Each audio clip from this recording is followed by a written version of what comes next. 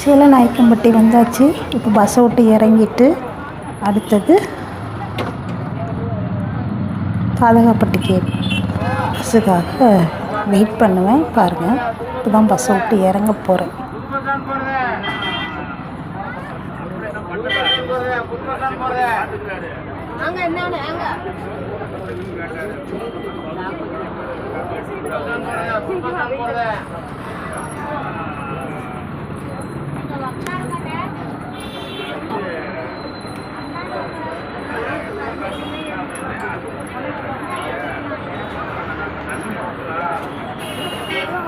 போன வீடியோவில் சொன்ன கதையை தொடரலான்னு இருக்கிறேன். அந்த ருத்ரன் மனைவி தான் மட்டுமிதா. அவங்க எழுந்து 7 மணிக்கு வராங்க காலை பொழுதில். வந்து பார்த்தா டீ போடலான்னு பார்க்கக்குள்ள சாப்பாடு எதுவுமே செய்யாமல் அப்படியே பார்த்தனால கழுவாதே கிடந்தது. பார்த்த உடனே ஷாக் ஆகிட்டாங்க. 5 மணிக்கு எழுந்திரிச்சு மாமியார் பிள்ளைகளை வாசல் தெளித்து கோலம் போட்டு எல்லா வேலையும் முடித்து வைப்பாங்களே, இன்னைக்கு என்ன அப்படியே கிடக்கு. இப்போ சீலநாயக்கம்பட்டியில் தான் இருக்கிறோம்.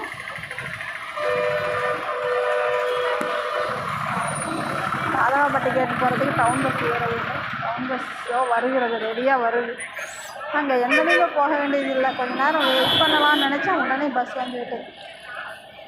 ஷாக்கான மதுமிதா உடனே மாமியாரை போய் பார்க்குறாங்க. என்னாச்சு, ஏன் எந்த வேலையும் செய்யலை, எழுந்திருக்கும் இல்லைன்னு பார்த்தா உடம்பு சரியில்லாமல் படுத்திருக்காங்க மாமியார். என்னடா வம்பா போச்சு, இன்றைக்கி சாப்பாடு யார் செய்யறது அப்படின்னு யோசிச்சுட்டு இருக்கக்குள்ள இன்றைக்கி ஒன்றும் அப்படியே செய்யுமா, என்னால் எழுந்திருக்கவே முடியல அப்படின்னு மாமியார் சொல்கிறாங்க ராஜா. ஆனால் அப்போ இதுக்கு மேலே சாப்பாடு செஞ்சு சாப்பிட டைம் ஆயிடும், நான் ஆன்லைனில் ஆர்டர் பண்ணிடுறேன், நீங்கள் கவலை விடுங்க, படுத்துருங்க, நான் டீ மட்டும் வச்சு குடிச்சிட்டு போயிடுறேன் அப்படின்னு சொல்லிடுறாங்க. சரிம்மா, அப்படியே பண்ணமான்னு சொல்லி அந்த அம்மாவும் சொல்கிறாங்க. அந்த அம்மா வேறு எதுவும் பேச முடியாது, இவங்க ஆன்லைனில் ஆர்டர் பண்ணி சாப்பிட்லான்னு பண்ணிடுறாங்க. அப்புறம் ருத்ரன் எழுந்திரிச்சு வராங்க. எங்கே சமையலுக்கான ஒன்றுங்கான சாப்பாட்டைங்கான ஆஃபீஸ்க்கு டைம் ஆகுதுன்னு கேட்டால் அம்மா உடம்பு சரியில்லைன்னு சொல்கிறாங்க. உடனே மதுவை போய் கேட்குறாங்க, என்ன மது சாப்பாடு செய்யலை, அம்மா தான் செய்யலை, நீ செய்யக்கூடாதா அப்படின்னு கேட்டால் என்னால் செய்ய முடியாது, நான் ஆர்டர் பண்ணிட்டேன் அப்படின்னு சொல்கிறாங்க. யாரை கேட்டு பண்ணேன் அப்படின்னு கேட்டால், எதுக்கு கேட்கணும், நான் எனக்கு பசிக்குது பண்ணிட்டேன், நீங்கள் வேணால் போய் கடையில் சாப்பிட்டுங்க அப்படின்னு சொல்கிறாங்க. என்னடி ரொம்ப ஓவராக பண்ணிகிட்ருக்க, உன் இஷ்டத்துக்கு கடையில் ஆர்டர் பண்ணுவியா, என்னையில் ஒரு வார்த்தையோடு கேட்க மாட்டியா, நீ சமையல் செய்ய போறியா அப்படின்னு மதுமிதா கேட்குறாங்க. நான் ஏண்டி செய்யணும், வீட்டில் 2 பேர் லேடிஸ் இருக்கீங்கல்ல, நான் ஆஃபீஸ் போகிறதா உங்களுக்கு சமைச்சு போட்டுறதா, வீட்டில் பொழுதுக்கும் சும்மா தான் உட்காந்துருக்கேன், சமையல் கூட என்னால் செய்ய முடியாதா, என்னால் முடியாது, ஒன்றும் உன் காசில் நான் ஆர்டர் பண்ண கிடையாது, என் காசில் எங்கள் அப்பா அனுப்புகிற காசில் நான் பண்ணிக்கிட்டேன், உனக்கு மட்டும் வேணும்னா சாப்பிடு, உங்கள் அம்மாவுக்கும் உங்கள் அப்பாவுக்குலாம் நான் சேர்த்தியா ஆர்டர் பண்ணிட்டேன் அப்படின்னு சொல்லுவாங்க. எனக்கு தேவையே இல்லை, உன் காசு என் காசு, என்ன வாழ்க்கடா இது அப்படின்னு ரொம்ப வெறுத்து போய் வேகமாக அவங்க அப்பா கிட்ட போகிறாங்க. அவங்க அம்மா கிட்ட போய் கேட்டால், என்னால் முடியலடா, விட்றா, அன்றைக்கி ஒரு நாள் தானே, நீ போய் சாப்பிட பிடிச்சா சாப்பிடு, இல்லையே கடையில் சாப்பிடு அப்படின்னு சொல்லிடுவாங்க. அப்போ நீங்களும் இங்கே தான் சாப்பிட போகிறீங்களா, வேறு என்னடா செய்கிறது, என்னால் முடியல, அதான் ஆர்டர் பண்ணிட்டாங்கல்ல, சாப்பிட்டுக்கிற முடி, அவங்க அப்பா காசில் ஆர்டர் பண்ணியிருக்கலாம், யார் காசாக இருந்தால் என்ன முழுசாமி, நீ வேலைக்கு போ, கத்தாத, எனக்கு வேணால் மாத்திரை வாங்கிட்டு வா, சரி நீ வா ஆஸ்பத்திரி போகலான்னு கூப்பிட்றாங்க ருத்ரன். ஆஸ்பத்திரியெல்லாம் தேவையில்ல, மாத்திரை மட்டும் வாங்கிட்டு வா அப்படின்னு ராஜன் சொல்லிடுறாங்க. அப்புறம் அவங்க கிளம்பிடுறாங்க. அப்படியே மனைவி கிட்ட சண்டை பண்ணிக்கிட்டு தான் போகிறாங்க. அப்புறம் அப்படியே பேசுகிறதுக்கு டெய்லி வர்றாங்கல்ல, அந்த பேர் என்ன சொன்னேன் அது மறந்து போச்சு. சரசு வராங்க. அவங்க வந்து, ராஜம் என்ன பண்ணுற அப்படின்னு, சும்மா தான் இருக்கேன், ஏன் படுத்திருக்க, என்ன பண்ணுறது உடம்பு சரியில்லை அப்படிங்கிறாங்க ராஜா. அப்படின்னா ஆஸ்பத்திரி போக வேண்டியதானே? போகணும். என்ன சுரத்தியே இல்லாத பேசுகிற? வேற என்ன பண்ணுறது? உடம்பு சரியில்லைன்னா அப்படி தான் பேசணும். அப்புறம் சாப்பிட்டியா இல்லையா? சாப்பிட்டேன். யார் செஞ்சது? மருமக செஞ்சாளா? இல்லை ஆன்லைனில் ஆர்டர் பண்ணாங்க அப்படின்னு ராஜா சொல்லுவாங்க. அப்படிலாம் எதுக்கு ஆர்டர் பண்ண சொல்கிற? நீ சாப்பாடு செய்ய சொல்ல வேண்டியது தானே? இல்லை, அவங்க அப்பா காசில் தான் ஆர்டர் பண்ணணும்னு சொன்னான். அவங்க அப்பா காசுனா மட்டும் சும்மா மழை வந்து வருதா? உன் மருமை ஒரே பொண்ணு தானேங்க உங்கள் சம்மந்திக்கு. அந்த சொத்து பூரா உனக்கு தானே வரும். எதுக்கு அதையும் செலவு பண்ணுறீங்க? எப்படி ஏற்றி விட்டாங்க பார்த்தீங்களா சரசு? அப்படியா சொல்கிற அப்படின்ற சொல்கிறேன். ஆமாம், இதெல்லாம் புரிஞ்சுக்கோ, தெரியுதா? எல்லாம் அப்படி இப்படி செலவு பண்ண வைக்காத. என்ன வேலை செஞ்சு காலையில் எழுந்திரிச்சு சாப்பாடு செய்ய சொல்லி என் மருமலாம் செய்யலை அப்படிங்கிறாங்க. அதோடு இல்லை, சாப்பாட்டு வேலையை செஞ்சுவிட்டு டெய்லி வேலைக்கு வேறு போகிறா. இவன் சும்மா வீட்லேயே தானே உக்காந்துருக்கிறா, சாப்பாடு கூட செய்ய மாட்டாளா? இப்போ மத்தியானம் என்ன பண்ண போகிற? போய் எழுப்பி, அவன் இந்த ரூம்லேயே தான் இருப்பா, படுத்துக்கிட்டு டிவி பார்த்துக்கிட்டு, போய் எழுப்பிக்கிட்டு வந்து சாப்பாடு செய்ய சொல்லு போ. நான் சொல்லி கொடுத்தாட்டு இருந்தாலும் சரி, அதுதான் பரவாயில்ல. நான்லாம் கரெக்டாக பேசுவேன் தெரியுமா? யார் வீட்லேயும் பேசினாலுமே அவங்க வீட்டில் என்ன பிரச்சனைன்னு கேட்டு கரெக்டாக சொல்லிவிட்டு வருவேன். யார் குடும்பத்தையும் கெடுக்கிறாளே கிடையாது நான் அப்படின்னு சரசு அவங்க புகழாரம் எடுத்துக்கிட்டு பேசுகிறாங்க. சரி நான் போய் சொல்லி பார்க்குறேன், இல்லைன்னா அப்படியே அரைக்குறையாக கஞ்சாவது வைக்கிறேன் அப்படின்னு அவங்க சொல்கிறாங்க. விடு, நான் தான் வச்சு தரட்டா அப்படின்னு சரசு வேணும்னே ஏற்றி விடுற மாதிரி கேட்குறாங்க. இல்லை வேண்டாம், அதுக்கு வேற திட்டுவான் என் பையன் வந்தால். உன் மருமகிட்ட சொல்ல மாட்டியா?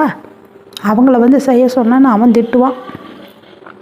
சரி, உன் பையனும் மருமகளும் பேசுகிறாங்களா பேசுகிறதே இல்லையா? இது என்ன கேள்வி? புருஷன் பொண்டாட்டி பேசாமையாக இருப்பாங்க அப்படின்னு ராஜன் சொல்லுவாங்க. எப்போ பார்த்தாலும் சண்டையிலே இருக்காங்கன்னு சொன்னையே, நீ தான் அதை வச்சு கேட்டேன். அப்பப்போ சண்டை பண்ண வேண்டியதான், அப்பப்போ பேச வேண்டியதான், இது என்ன கேள்வி அப்படின்னு ராஜன் சொல்கிறாங்க. சரி, குழந்தை ஏதாவது இருக்கா அப்படின்னு கேட்பாங்க. நான் அதை கேட்கல. நம்மக்கிட்ட யார் சொல்கிறாங்க நம்ம அதை கேட்குறதுக்கு? இருக்கும் வேணுங்கிறப்ப வச்சுக்குவாங்க, நமக்கு எதுக்கு அந்த கேள்வியெல்லாம் அப்படின்ட்டு அவங்க ஒரு மாதிரி சொல்லுவாங்க. அப்புறம் சரின்ட்டு எழுந்து போய் கஞ்சி வையே, போய் மருமகளை எழுப்பி வைக்க சொல்லு, நீ வைக்காத அதுவும் அப்படின்ட்டு திருப்பி சொல்லிட்டு போயிடுவாங்க. இந்த ராஜம் போய் எழுப்புவாங்களாமேன்னு ஒன்றும் பேச முடியாது. சரின்னு அவங்களே போய் கஞ்சி வைக்கிறாங்க. மருமக வெளியில் வந்து பார்ப்பாங்க, சாப்பாடு செய்கிறாங்களா? அத்தை செய்கிறாங்க, நல்ல வேலை சாப்பாடு செய்கிறாங்க அப்படின்ட்டு மறுபடியும் போய் ரூம் சாத்திக்கிறாங்க. இவங்க கஞ்சி வச்சு குடிச்சிட்டு வந்து மறுபடியும் படுத்துக்கிறாங்க. மருமக வந்து பார்த்துட்டு மட்டும் சாப்பாடு வேணுமே பசிக்குதேன்னு பார்த்தா ஒன்றுமே இல்லை. என்ன வம்பா போச்சு, இப்போ கவனி பேசாமல் ஊருக்கு போக வேண்டியது தான். உடம்பெல்லாம் சரியான வாட்டி கூட வந்துடலாம். யார் இந்த சமையல் வேலையை செய்கிறது? இல்லைன்னா சமையலுக்கு ஆளாக போட வேண்டியது தான் அப்படின்னு பல வாக்க யோசனை பண்ணிக்கிட்டு அவங்க வீட்டுக்கு ஃபோன் பண்ணுவாங்க. அவங்க அம்மா அதுக்கு மேலே பேசுவாங்க. ஏண்டி நீ சமையல் வேலை செய்கிற, எதுக்குடி செய்யணும்? இப்போ சோறு இல்லாத கிடக்குறியா? நீ ஆள் போடுறி, நான் பணம் கொடுக்குறேன். என்ன ஐடியா கொடுக்கணுமோ, என்னென்ன சொல்லணுமோ அத்தனையும் சொல்ல ஆரம்பிப்பாங்க. இல்லைம்மா, நான் இப்போ வரேன், ஆள் போடணும்னா உங்கள் மருமக இருக்காப்புல கத்துவாப்புல, சமையலுக்கு ஆள் போட்டு என்ன வேலை செய்ய போகிறேன், நான் அங்கேயே வந்து ஒரு 10 நாள் இருந்துட்டு வரேன் அப்படின்னு சொல்லிக்கிட்டு இருப்பாங்க. சரி, மாப்பிள்ளைகிட்ட சொல்லிட்டு வா அப்படின்னு சொன்னால் அப்படியே குழுன்னு விட்டுருவாங்க. சொன்னாலாம் விட மாட்டாங்க. ஒரு வேலையிலிருந்து வரங்காட்டி நான் வந்துடுறேன் அப்படின்ட்டு அவங்க சொல்லுவாங்க.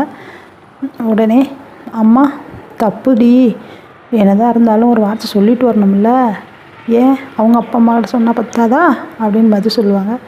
அதே மாதிரி போய் அத்தைக்கிட்டேயும் மாமனார்கிட்டையும் சொல்லுவாங்க. நான் இன்றைக்கி ஊருக்கு போகிறேன், போயிட்டு ஒரு 10 நாள் இருந்துட்டு வரேன் அப்படிம்பாங்க. ஏமா இருந்தாலும் நீ ருத்ரங்கிட்ட ஒரு வார்த்தை சொல்லிட்டு போமா அப்படின்னு சொல்லி ராஜம் சொல்லுவாங்க. அதை நீங்களே சொல்லிக்கங்க, இல்லைன்னா அவர் அங்கே வர சொல்லுங்கள், நான் சொல்லிக்கிறேன் அப்படின்னு அவட்ட சொல்லிவிட்டு டிரைவர் ஒருத்தரை வர சொல்லி கார் எடுத்துகிட்டு கிளம்பிடுவாங்க. பணக்கார வீட்டு பொண்ணு, பணம் சொத்து எல்லாம் ஒருத்தருக்கே இருக்குதுங்கிற ஒரு தெனாவட்டில் தான் அவங்க எப்பவும் இருப்பாங்க. ராஜம் எதுவுமே பேச முடியாது, புலம்பிக்கிட்டு இருப்பாங்க. ஐயோ, பெரிய இடத்துல பொண்ணு வேணும்னு பொண்ணை கட்டி இப்படி மாட்டிக்கிட்டனே அப்படின்னு புலம்பிக்கிட்டு இருக்கக்குள்ள மறுபடியும் அந்த சரசு வருவாங்க. என்னம்மா மருமவ கார் எடுத்துகிட்டு போயிட்டாலாட்டிருக்குது அப்படின்னு கேட்பாங்க. அதுதான் சொல்ல சொல்ல கேட்க மாட்டேன்னு அம்மோட்டுக்கு போகிறேன்னு போகுதே. சொத்து வரக்குள்ள என்ன சொத்து தெரியுமா, என்ன வசதி தெரியுமா, எப்படியெல்லாம் நீ பீத்திக்கிட்டு இருந்த, இப்போ பார்த்தியா அனுபவிக்கிற அப்படின்னு அந்த அம்மா மனசில் நினச்சிக்கிட்டு, சரி சரி போனால் போகிறா, நீ ஏதோ சமையல் செஞ்சு கொஞ்சம் சாப்பிடு அப்படின்ட்டு கேட்க வேண்டியது கேட்டுட்டு சொல்ல வேண்டியது சொல்லிவிட்டு அந்த அம்மா கிளம்பிடுறாங்க. ருத்ரன் வராங்க. ஈவினிங் வந்த உடனே கேள்வி மேலே கேள்வி, பதில் சொல்ல முடியாது ராஜ்யத்தால். அப்புறம் நான் போய் அவளை அங்கேயே பேசிக்கிறேன் அப்படின்னு சொல்லுவாங்க. போவாதரா, 2 நாள் கழிச்சாது போ, இன்றைக்கி போய் சண்டை பண்ணாத அப்படின்னு ராஜா சொல்லிகிட்ருக்காங்க. இதை பாருமா, உம்புலாம் அப்படி ஒன்றும் மானங்கட்டு போய் கிடக்கல, அங்கே போய் உட்காந்துக்கிட்டு சாப்பிடுவேன்னு நினச்சிடாத, இவன் வராளா வள்ளியா அதை மட்டும்தான் கேட்பேன் அப்படின்னு சொல்லுவாங்க. ருத்ரன், வேணாண்டா விடுறா, போனால் 2 நாள் ஆகட்டும், சும்மா எதுக்கு போய் சண்டை பண்ணுற அப்படின்னு ராஜம் தான் சொல்லுவாங்க. என்னம்மா நீ அவளுக்கு பயந்துக்கிட்டு கிடக்கிற அப்படின்னு ருத்ரன் சொல்லுவோம். வேறு என்ன பண்ணுறது, சொத்துக்கு ஆசைப்பட்டு பணக்கார பிள்ளையா கல்யாணம் பண்ணி வச்சுட்டேன், உனக்கு அவன் சொன்னபடி கேட்க வேண்டியதாக இருக்குது. அதுக்கு தான் சொன்னேன், நீ கேட்டியா, என்னை கொண்டு போய் ஒரு அடிமை மாதிரி பண்ணிட்டேன்.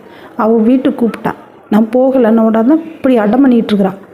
நான் போய் அவன் வீட்டில் உட்காந்துக்கிட்டு அந்த வீட்டுக்கார மாப்பிள்ளையோட நான் இருப்பேனா? என்னால் முடியாதுமா.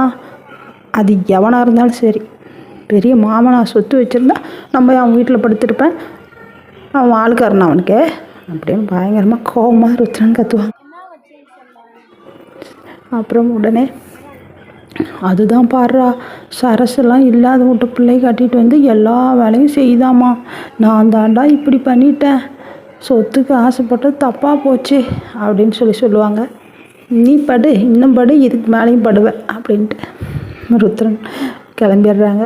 போய் சாப்பாடு நானாவது செய்கிறேன், நீ போய் படுன்னு சொல்லிவிட்டு சாப்பாட்டு வேலையை பார்க்க ஆரம்பிச்சிடுறாங்க. என் பையன் நல்ல பையன், ஆனால் பொண்டாட்டி இப்படி வந்து வாச்சிட்டாலே அப்படின்னு சொல்லிட்டு புலம்பிக்கிட்டு இருப்பாங்க. அம்மா நான் சொல்கிறத கேளு, அடுத்தவங்க பேச்சு கேட்டுட்ருக்காத, சரசு சொல்லிச்சு, பங்கச்சம் சொல்லிச்சுன்னெலாம் சொல்லிகிட்டு இருக்காத, அவங்க வீட்லேயும் போய் பார்த்தா தான் தெரியும், சும்மா நீ புலம்பிக்கிட்டு இருக்காத, உன்னால் செய்ய முடிஞ்சால் செய், இல்லைன்னா நான் சாப்பாடு செஞ்சு போடுறேன், அவள் எப்போ வராலோ அப்போ வரட்டும், நான்லாம் போய் கூப்பிடவும் மாட்டேன், பேசவும் மாட்டேன் அப்படின்னு சொல்லிடுறாங்க. ஃபோனே பண்ணுறதில்ல, அங்கேருந்து ஃபோனும் வர்றதும் இல்லை. பங்கத்துக்கு அடியாக அடிச்சுக்குது. என்னடா அது, 2 பேரும் பேசவே மாட்டேங்கிறாங்களே, இவங்க 2 பேர்த்தையும் எப்படி பேச வைக்கிறது, மருமகளை எப்படி வரவழைக்கிறதுன்னு பல கவலைகளில் இருப்பாங்க. அந்த சரசு தான் அப்போ வந்து தூப்பம் போட்டுக்கிட்டே இருக்கிறாங்க. இப்போ இவங்க 2 பேர்த்தையும் எப்படி ஒன்று சேர்த்துறது, இவங்க 2 பேரும் ஒன்று சேருவாங்களா மாட்டாங்களாங்கிறதெல்லாம் ஒவ்வொரு வீடியோவிலையும் சொல்லுவேன். நீங்கள் எல்லோரும் வீடியோவையும் பாருங்கள், அதே போல் ஆடியோவையும் கேளுங்க, கதை நல்லா இருக்குதான்னு கேளுங்க. ரொம்ப போர் இதுன்னு ஸ்கிப் பண்ணிடாதீங்க. ஓரளவுக்கு முடிஞ்ச வரலும் நல்ல நல்ல கதைகளை நான் சொல்ல ஆசைப்படுகிறேன். இது ஒரு தொடர் கதை தான்.